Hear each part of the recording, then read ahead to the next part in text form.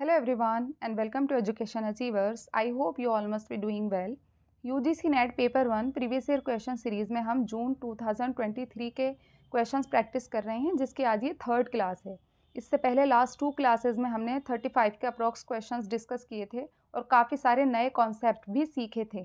अगर आप लोगों ने वो 2 क्लासेस मिस कर दी हैं तो प्लीज़ उन क्लासेस को भी ज़रूर देख लेना, बिकॉज हाल ही में जो आपका एग्ज़ाम हुआ है उससे रिलेटेड हैं ये सारे क्वेश्चंस। तो आपको आइडिया लगेगा कि जो जून में एग्ज़ाम हुआ है उसमें किस तरीके से क्वेश्चंस पूछे गए थे एनटीए के द्वारा। तो वो सारी क्लासेस आप लोगों के लिए इंपॉर्टेंट हैं। और पीवाईक्यू सीरीज़ में टोटल 16 क्लासेस हम लोगों ने कवर कर ली हैं, जिसमें 200 से ज़्यादा हम लोग क्वेश्चंस प्रैक्टिस कर चुके हैं। एक एक क्लास आप लोगों के लिए बहुत इंपॉर्टेंट होने वाली है दिसंबर वाले एग्ज़ाम के लिए।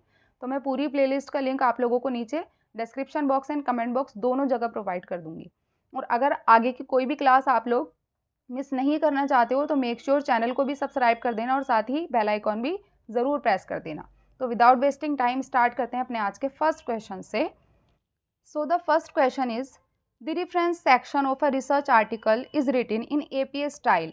Arrange the information pertaining to a reference in the correct order.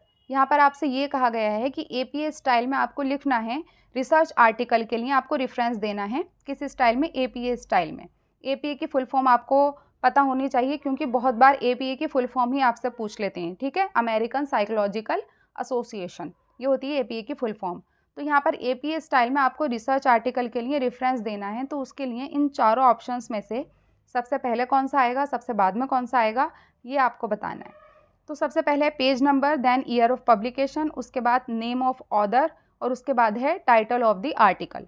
तो देखो, जब भी एपीए स्टाइल की बात आती है तो सबसे पहले तो आता है ऑथर का नेम, क्योंकि मेन तो ऑथर ही होता है, लिखने वाला, यानी कि लेखक का नाम। और लेखक के नाम के बाद फौरन बाद में आता है ईयर ऑफ पब्लिकेशन, यानी प्रकाशन का वर्ष, जब पब्लिश हुआ उस ईयर का डेट। ठीक है, उसके बाद आता है आपका टाइटल ऑफ आर्टिकल। उसके बाद आप आर्टिकल का टाइटल, जो भी आपका नाम होता है आर्टिकल का, वो लिखते हो और लास्ट में आप देते हो पेज नंबर। तो यहाँ पर सबसे पहले आएगा सी और उसके बाद आएगा बी, फिर D, A. C B D A कहाँ पर लिख रहा है, ऑप्शन नंबर 4 में लिख रहा है, और इसीलिए आपका यहाँ पर करेक्ट आंसर हो जाएगा option number 4। Okay, APA style research article के लिए अगर आपको साइटेशन देना है, इस पिक को आप अपने पास अच्छे से स्क्रीनशॉट लेकर भी रख सकते हो, क्योंकि एपीए स्टाइल से भी काफ़ी क्वेश्चंस पूछे जाते हैं, पेपर 2 में भी और पेपर 1 में भी। अगर पेपर 2 एजुकेशन है तब तो आप लोगों के लिए बहुत ही इंपॉर्टेंट हो जाता है ये वाला टॉपिक। तो सबसे पहले आता है ऑथर का नेम, उसके बाद आता है पब्लिकेशन का ईयर, किस ईयर में पब्लिश हुआ आर्टिकल। उसके बाद आपका जो आर्टिकल है उसका नेम आएगा, आर्टिकल का टाइटल। उसके बाद आएगा आपका जर्नल का टाइटल, यानी कि जिस जर्नल में आपका आर्टिकल पब्लिश हुआ वो। उसके बाद आता है वॉल्यूम, उसके बाद आता है इशू, उसके बाद आता है पेजेस। ठीक है, तो देखो लास्ट में इन चारों में से एक ये दिया हुआ था, ये दिया हुआ था, और क्या दिया हुआ था, और ये दिया हुआ था, और ये हमारे क्वेश्चन में ये 4 दिए गए थे। तो सबसे लास्ट में क्या आ रहा है हमारा, पेजेस। सबसे लास्ट में आता है पेजेस, और उसके बाद सबसे लास्ट में यहाँ पर आ जाता है ये डीओआई, यानी कि डिजिटल ऑब्जेक्ट आइडेंटिफायर। इसकी फुल फॉर्म भी पूछ सकते हैं, तो ये भी आप लोग याद रखना। नेक्स्ट क्वेश्चन पर मूव करते हैं। When a water body gets enriched with nutrients the process is called as. जब एक वाटर बॉडी न्यूट्रिएंट्स से एनरिच हो जाती है, यानी कि न्यूट्रिएंट्स की या फिर पोषक तत्वों की मात्रा बहुत ज़्यादा बढ़ जाती है किसी भी वाटर बॉडी में, जैसे कि किसी तालाब में, तो उसको आप क्या कहोगे, ओलिगोट्रॉफिकेशन कहोगे, यूट्रोफिकेशन कहोगे, मीसोट्रॉफिकेशन कहोगे, या फिर डिस्ट्रॉफिकेशन कहोगे। तो देखो, ये जो प्रोसेस होता है, जब किसी भी वाटर बॉडी में न्यूट्रिएंट्स बहुत ज़्यादा एनरिच हो जाते हैं, उस प्रोसेस को हम कहते हैं यूट्रोफिकेशन।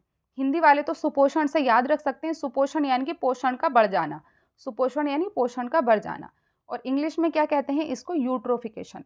तो यहाँ पर इसका सही आंसर क्या हो जाएगा, सही आंसर हो जाएगा ऑप्शन नंबर 2। और अब मैं आपको दिखा देती हूँ इसकी पिक, ताकि आपको याद रहे। तो देखो, eutrophication is the process by which an entire body of water और पार्ट्स ऑफ इट, पूरी बॉडी भी हो सकती है या फिर पूरी वाटर बॉडी का कोई पार्ट भी हो सकता है, becomes progressively enriched with minerals and nutrients. Nutrients की मात्रा अगर ज़्यादा हो जाती है किसी भी वाटर बॉडी में, किसी तालाब वगैरह में, तो बेसिकली उसमें नाइट्रोजन एंड फास्फोरस की मात्रा बढ़ती है। तो देखो, पानी जो है ऊपर से ग्रीन कलर का दिखाई देने लगता है। आपने अपने आसपास भी देखा होगा कि जैसे कोई तालाब वगैरह है तो वो इस तरीके का दिखाई देता है। इसको क्या कहते हैं, इस प्रक्रिया, इस प्रोसेस को क्या कहते हैं, यूट्रोफिकेशन, यानी इस पानी में, ये इस वाटर बॉडी में जो न्यूट्रिएंट्स हैं, ये जो मिनरल्स हैं, वो बहुत ज़्यादा एनरिच हो गए हैं। और सबसे ज़्यादा इसमें क्या होता है, नाइट्रोजन एंड फॉस्फोरस। तो अब आपको इस इमेज से याद रहेगा कि यूट्रोफिकेशन का मतलब होता क्या है। नेक्स्ट क्वेश्चन देखते हैं, ये स्टेटमेंट बेस्ड क्वेश्चन है। फर्स्ट स्टेटमेंट कहता है न्याय syllogism is only inductive and material. जो न्याय सिलोजिज्म है ये इंडियन लॉजिक से पूछा गया क्वेश्चन है। न्याय सिलोजिज्म क्या सिर्फ और सिर्फ इंडक्टिव एंड मटेरियल होता है, यानी कि न्याय मत का न्याय वाक्य केवल आगमनात्मक और पदार्थीय होता है, मटेरियलिस्टिक होता है। सेकंड स्टेटमेंट कहता है the Aristotelian syllogism is only deductive and formal. जो एरिस्टोटल का सिलोजिज्म है वो सिर्फ और सिर्फ डिडक्टिव होता है और फॉर्मल इन नेचर होता है। क्या ये सही है? तो देखो, आपको समझना पड़ेगा जो न्याय सिलोजिज्म होता है, न्याय फिलॉसफी भी हम डिस्कस कर चुके हैं अच्छे से। आप लोग जो प्लेलिस्ट है लॉजिकल रीजनिंग की, उसको ज़रूर से जाकर चेकआउट करना। मैं सारी प्लेलिस्ट का लिंक आप लोगों को नीचे प्रोवाइड कर दूंगी। तो न्याय सिलोजिज्म जो होता है वो सिर्फ और सिर्फ इंडक्टिव नहीं होता है, बल्कि वो होता है deductive and inductive. Deductive inductive होता है और सिर्फ मटेरियल नहीं होता है, बल्कि फॉर्मल मटेरियल होता है। ऐसे ही जो एरिस्टोटल का सिलोजिज्म होता है वो ओनली डिडक्टिव होता है और वो फॉर्मल होता है। तो सेकंड वाला स्टेटमेंट तो हमारा सही बात कह रहा है, बस फर्स्ट वाला जो स्टेटमेंट है वो रॉन्ग है, यानी कि वो फॉल्स है। तो first statement is false and second statement is true. Answer हो जाएगा यहाँ पर ऑप्शन नंबर 4। ओके, अब इसको आप समझिए। The Aristotelian syllogism is only deductive and formal. और यही बात देखो यहाँ पर कही गई थी कि एरिस्टोटल का जो सिलोजिज्म होता है वो सिर्फ और सिर्फ डिडक्टिव होता है और फॉर्मल होता है, और वही बात ये है। द एरिस्टोटेलियन सिलोजिज्म इज वर्बलिस्टिक भी होता है। और इसमें ये जो आपके सामने स्लाइड है ना, कहीं से भी इससे क्वेश्चन बन सकता है इंडियन लॉजिक में। तो ये बहुत इंपॉर्टेंट है कि सबसे पहले तो एरिस्टोटल का जो सिलोजिज्म होता है वो डिडक्टिव एंड फॉर्मल होता है, वर्बलिस्टिक होता है। और एरिस्टोटल का जो सिलोजिज्म है, जिसमें हमने मेजर टर्म देखा था, माइनर टर्म देखा था और मिडिल टर्म देखा था। तो एरिस्टोटल के सिलोजिज्म में जो मिडिल टर्म, वो मेजर टर्म और माइनर टर्म जो होते हैं वो एक दूसरे से पूरी तरीके से कनेक्टेड नहीं होते हैं, वो एक दूसरे से अलग होते हैं। और उन दोनों को अलग कौन करता है? Middle term.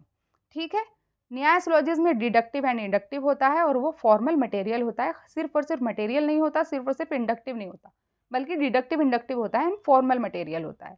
ओके, तो ये थी इसकी आसपास की जानकारी।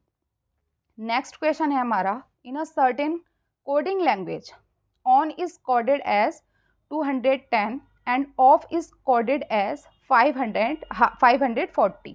अब इसमें आपको बताना है कि ऑन का तो दिया गया है कोड 210, ऑफ का दिया गया है 540 यानी कि 540।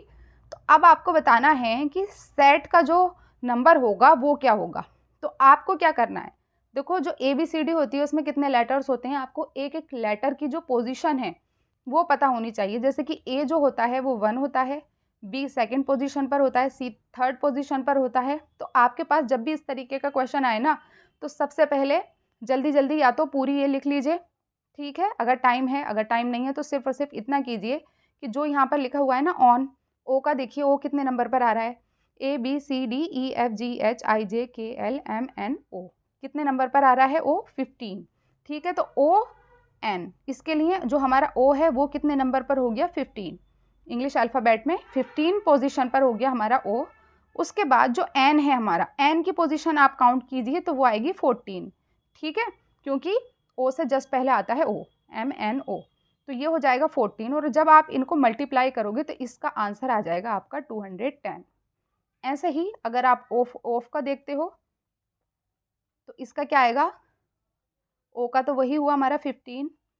उसके बाद F की पोजीशन क्या होती है? F की पोजीशन होती है 6, उसके बाद फिर 6, और जब आप इसको आपस में मल्टीप्लाई करोगे तो आंसर आएगा 540। अब हमें देखना है कि सेट का क्या होगा। सेट के लिए भी पहले सबकी पोजीशन लिख लीजिए। S होता है 19 पोजीशन पर, मल्टीप्लाई E की पोजीशन क्या होती है? 5, ABCDE। उसके बाद T की पोजीशन होती है 20 पोजीशन पर। इसको जब आप मल्टीप्लाई करोगे आपस में तो आपका आंसर आ जाएगा 1900। ठीक है, 1900। तो आपका सही आंसर क्या हो जाएगा? 4।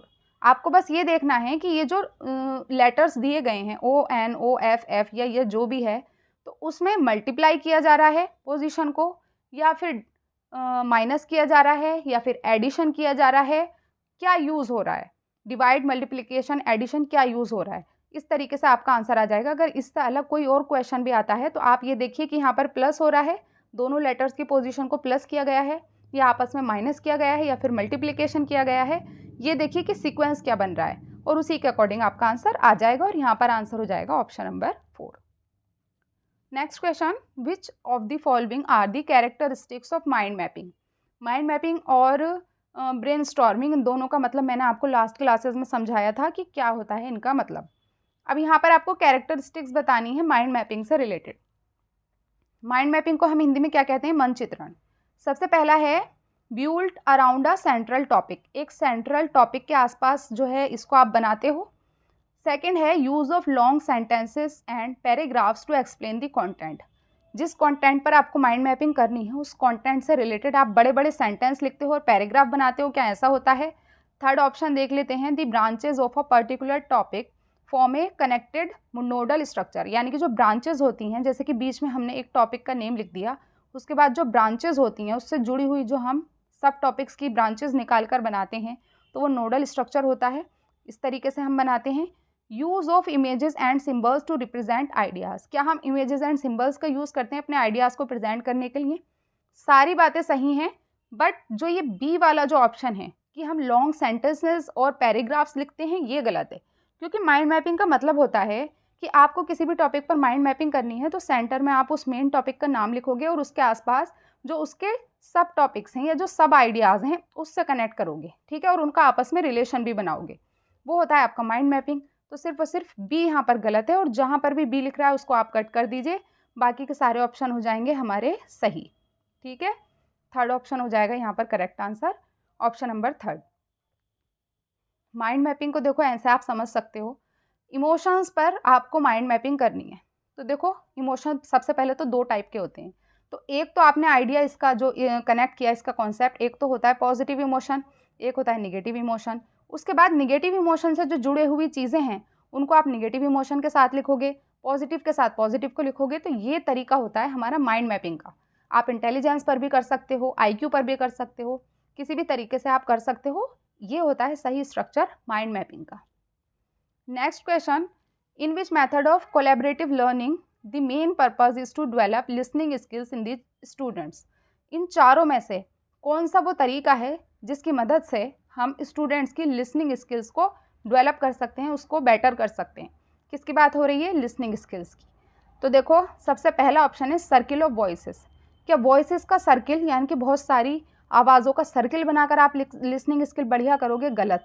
प्रॉब्लम सॉल्विंग, क्या प्रॉब्लम सॉल्विंग को आप लिसनिंग स्किल से कनेक्ट करोगे। प्रॉब्लम सॉल्विंग तो एक कॉग्निटिव एक्टिविटी है, उसका लिसनिंग स्किल से क्या रिलेशन, ये भी गलत हो जाएगा। आप कंफ्यूज हो सकते हो fish bowl strategy and jigsaw strategy के बीच।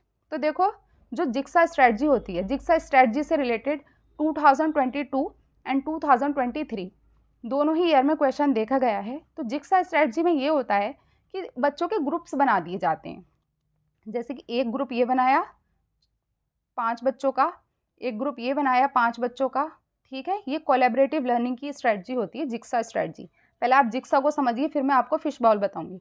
तो इसके लिए आपने ये ग्रुप बना लिए, तो ये इनको एक ग्रुप ये है, एक ग्रुप ये है। इस ग्रुप के सारे मेंबर्स को एक टॉपिक के सब टॉपिक्स दे दिए जाते हैं।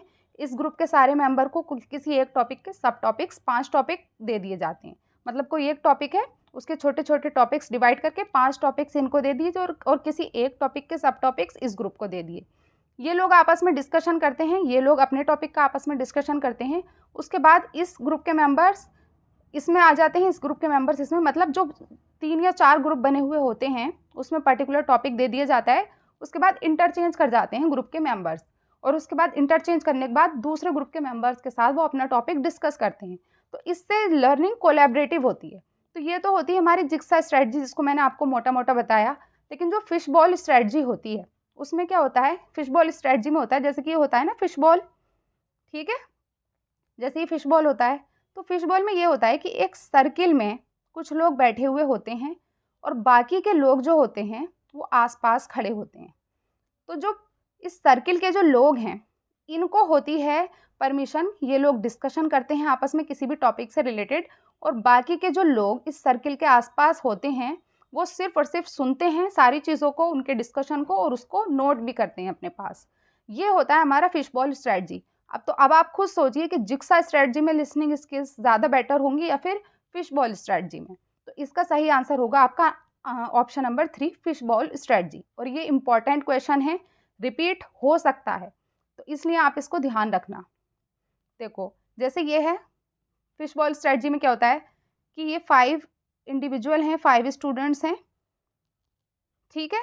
तो ये देखो फिश बॉल इस तरीके से होता है ना, फिश बॉल, तो ये अंदर हैं और यही लोग, ये जो 5 लोग हैं, ये लोग डिस्कशन करते हैं, और बाकी के जो होते हैं ये 1 2 3 4 5, ये पांचों सिर्फ और सिर्फ ऑब्जर्वर का काम करेंगे। ये बातों को ठीक से सुनते हैं, ध्यान से सुनते हैं और उनको नोट भी करते हैं इंपॉर्टेंट पॉइंट्स को, और बाकी की जो डिस्कशन चलता है वो इन लोगों के बीच चलता है। इनका काम क्या होता है, ऑब्जर्व करना और सुनना। तो इसीलिए हमारी जो लिसनिंग स्किल्स को बेटर बनाएगा वो होगा फिश बॉल स्ट्रेटजी, ना कि jigsaw strategy. Next question, which of the following is the benefit that business receive from using the internet. मतलब निम्नलिखित में से व्यवसायों में इंटरनेट के प्रयोग करने से होने वाला लाभ क्या हो सकता है। अगर बिजनेस के पॉइंट ऑफ व्यू से देखें तो बिजनेस को इंटरनेट की मदद से कैसे बेनिफिट मिलेगा। Easier use of satellite radio, क्या बिजनेस को ऐसे बेनिफिट मिलता है कि सैटेलाइट रेडियो के प्रयोग में सरलता हो जाती है, ईजी हो जाता है, या फिर फास्टर कनेक्शन विद सप्लायर, या फिर जो बिजनेसमैन है वो सप्लायर के साथ फास्टली कनेक्ट कर सकते हैं। थर्ड कहता है इम्प्रूव्ड मेथड्स ऑफ मैन्युफैक्चरिंग, यानी मैन्युफैक्चरिंग के आप मेथड्स को इम्प्रूव कर सकते हो। मैन्युफैक्चरिंग यानी कि बनाना, किसी भी चीज़ को निर्माण करना। और फोर्थ है ability to call employees on the road, ये तो बिल्कुल ही कट जाएगा, ठीक है। Easier use of satellite radio, ये भी कट जाएगा क्योंकि रेडियो की बात नहीं हो रही है यहाँ पर, बिजनेस की बात हो रही है कि बिजनेस में इंटरनेट कैसे बेनिफिशियल हो सकता है। तो देखो इम्प्रूव मेथड ऑफ मैन्युफैक्चरिंग इतना हमारा सॉलिड या फिर इतना स्ट्रॉन्ग पॉइंट नहीं है। जो हमारा स्ट्रॉन्ग पॉइंट है वो है फास्टर कनेक्शन विद सप्लायर, क्योंकि इंटरनेट की मदद से लोगों के साथ कनेक्ट करना बहुत ही ईजी हो जाता है, आसानी से आप किसी तक भी अपनी पहुंच बना सकते हो। तो फास्टर कनेक्शन विद सप्लायर ये ज़्यादा बेनिफिशियल रहेगा बिजनेस के पॉइंट ऑफ व्यू से। ऑप्शन नंबर 2 हो जाएगा correct answer. Next question, which of the following statements are correct in respect of green house gases. Green house gases भी आपका बहुत इंपॉर्टेंट टॉपिक है, इसको भी मार्क कर लेना। पीपल डेवलपमेंट एंड एनवायरनमेंट के कुछ टॉपिक्स बहुत इंपॉर्टेंट हैं आप लोगों के लिए। तो ग्रीन हाउस गैसेस के आपको सब सारे नाम भी पता होने चाहिए कि कौन कौन सी होती हैं ग्रीन हाउस गैसेज और क्या होती हैं। तो यहाँ पर आपको क्या बताना है कि कौन कौन सा सही है, इसकी कैरेक्टरिस्टिक्स के बारे में। फर्स्ट है they are generally of light green colour. Green house gases light green colour की होती हैं। क्या ऐसा होता है कि ग्रीन कलर की होती हैं इसलिए हम उनको ग्रीन कहते हैं, ग्रीन हाउस गैसेज। सेकेंड है they absorb thermal radiations emitted by earth, यानी कि वो पृथ्वी से उत्सर्जित होने वाले तापीय विकिरण को एब्जॉर्ब करती हैं, ऐसा होता है। Water vapour is a green house gas. Water vapour के ग्रीन हाउस गैसेस की कैटेगरी में आता है। Green house gases cause global warming, कि global warming green house gases की वजह से होती है। लास्ट है ammonia is a green house gas.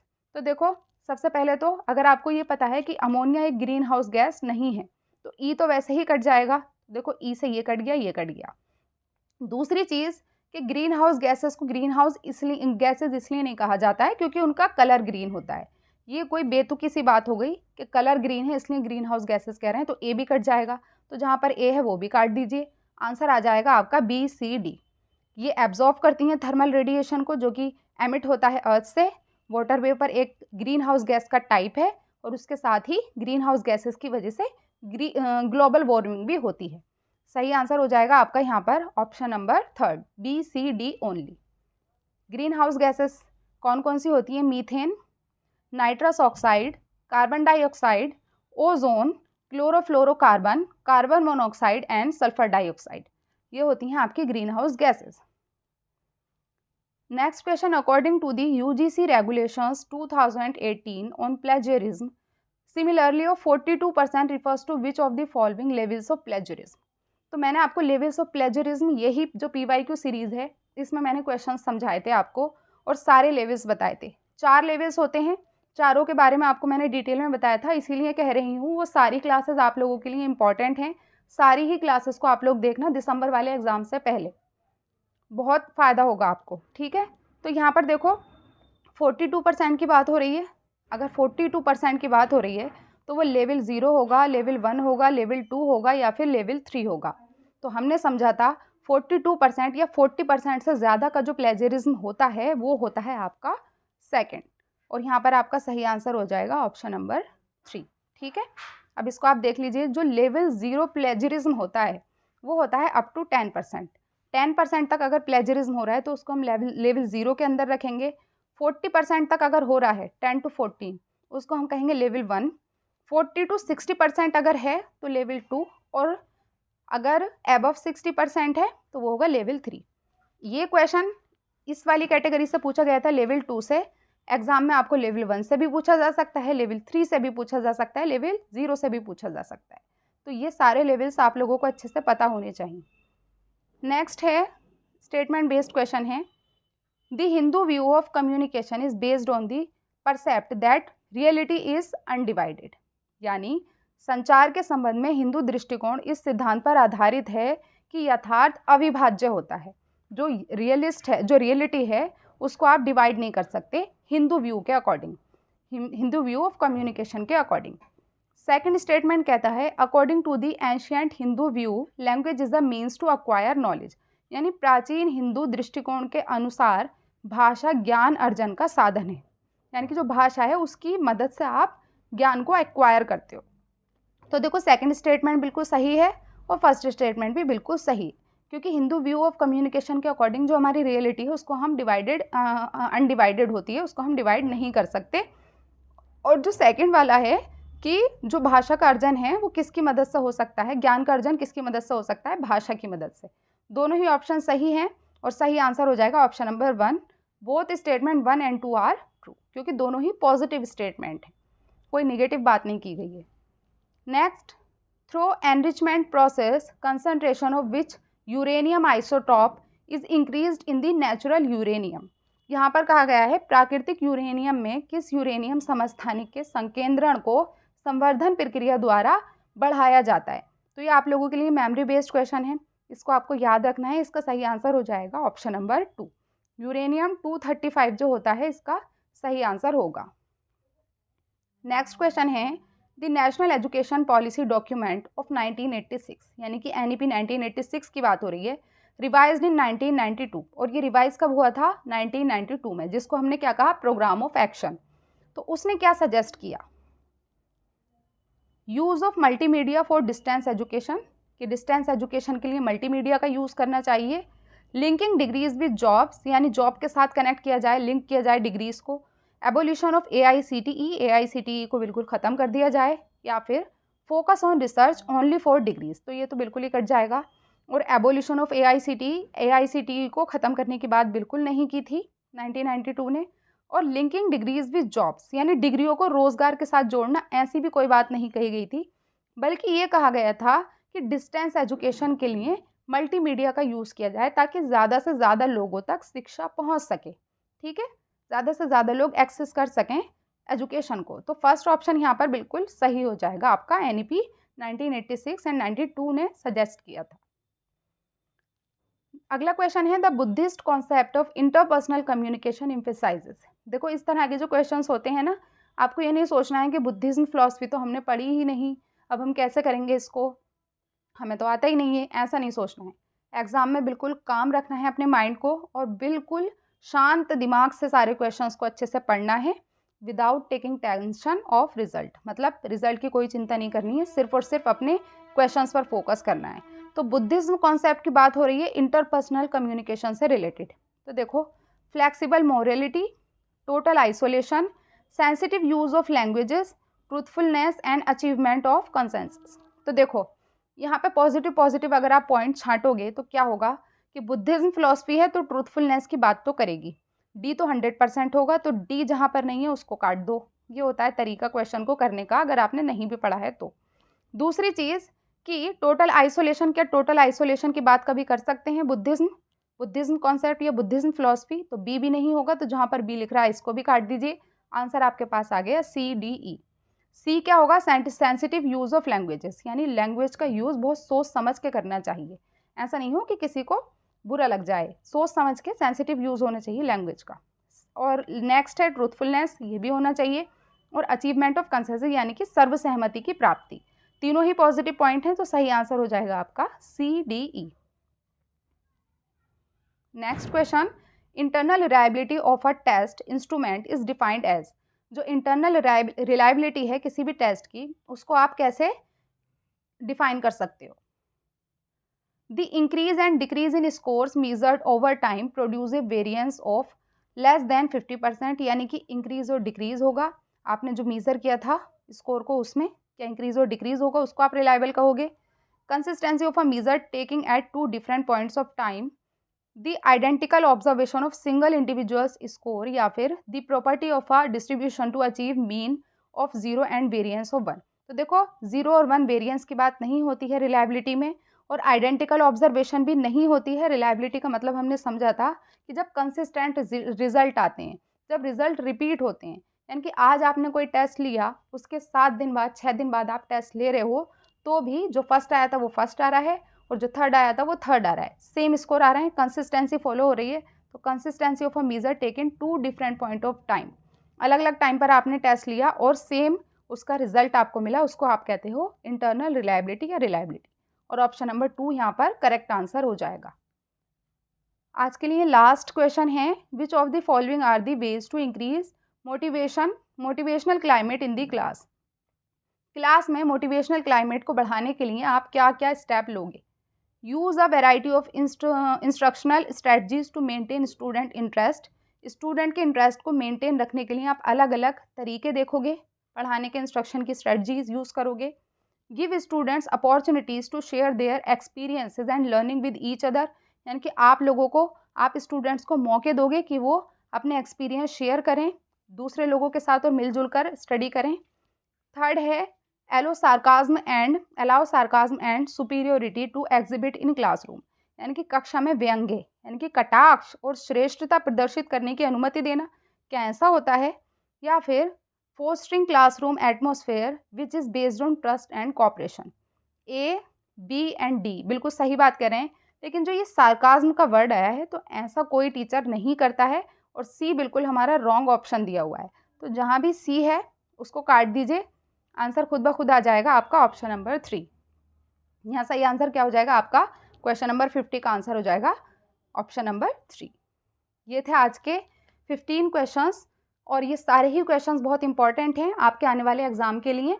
अगर आप लोग आगे की कोई भी क्लास मिस नहीं करना चाहते हो तो मेक श्योर चैनल को ज़रूर सब्सक्राइब कर देना और बेल आइकॉन भी प्रेस कर देना, ताकि कोई भी नोटिफिकेशन आपका मिस ना हो। मिलते हैं जल्द ही नेक्स्ट क्लास में। Thank you so much and take care.